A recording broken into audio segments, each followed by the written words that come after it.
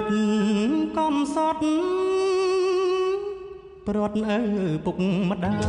យជាច្រើនឆ្នាំថ្លៃដែលលោកឃ្លាតទៅ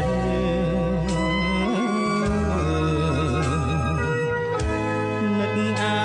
នុសាដែលធ្លាប់រស់នៅគ្មានទុកមងសែមានម្ដាយពុំ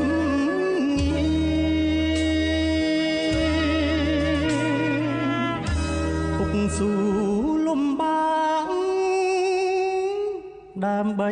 រូបអូនហើយរូបម្ដាយស្ងួនថែកូនស្ងួនធ្ងី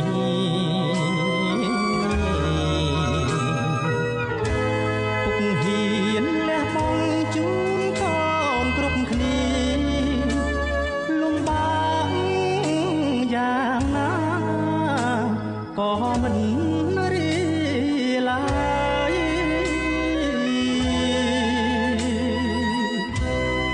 កូនរួង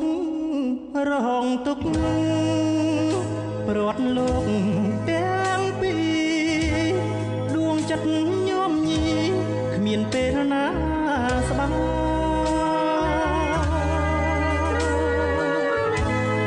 រួងសែនកំសត់ជាច្រើនឆ្នាំហើយគ្មានពេលហែលហើយរសាយទុកខា